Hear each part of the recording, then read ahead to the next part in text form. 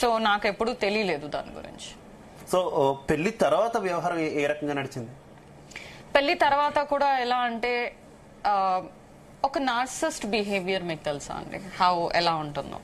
వాళ్ళు ఎలా అంటే వాళ్ళు తప్పు చేసినా మీ మీద బ్లేమ్ వేసి మిమ్మల్ని టార్చర్ చేస్తారు, మీరు సారీ చెప్పాలి. So that is how his behaviour has always been. Physical abuse, mental abuse, I have been called names by him.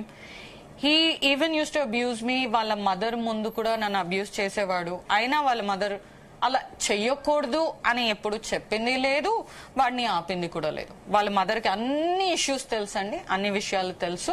మళ్ళీ వీళ్ళు పాకిస్తాన్ నుంచి వచ్చింది కూడా నాకు ఎలా అంటే పెళ్లి తర్వాత తినకి 2018లో ఆ డాక్యుమెంట్ వచ్చింది. దాని గురించి కూడా నాకు తెలియదండి. నాకు పెళ్లి అయింది 2016లో, బట్ నాకు తెలిసింది మేబీ 2020 తర్వాత. చిన్న విషయం, తను ముస్లిం అనే మీరు తెలిసి చేసుకున్నారు. ముస్లిం అని తెలుసు, మీరు హిందూ అని తనకి తెలుసు. మరి మీరు ఎందుకు మతం మారాల్సిన పరిస్థితి వచ్చింది కీర్తి జగదీష్? 3 years రిలేషన్షిప్ లో ఎప్పుడు ఈ మతం గురించి మాటలు రాలేదు. Okay, before marriage. ఓకే, పెళ్లి చేసుకోవాలి అని చెప్పినప్పుడు పెళ్లి కోసం నువ్వు మారాలి, నీ కూతుర్ని కూడా మార్చాలి, లేకపోతే పెళ్లి చేసుకోను, వదిలేస్తాను అని వాడు నాకు ధమ్కీలు ఇచ్చి ఇలా మాట్లాడి.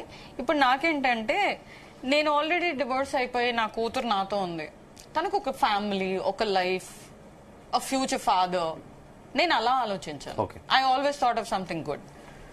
ఆ దాంట్లో నేను మోసపోయి వాడిని పెళ్లి చేసుకున్నాను. రైట్, కంటిన్యూ చేద్దాం. అసలు ఇంకా ఏం జరిగింది అనేది కూడా కంటిన్యూ చేద్దాం. ఒకసారి మనం కరెక్ట్గా కళ్యాణ్ గారు ఏంటి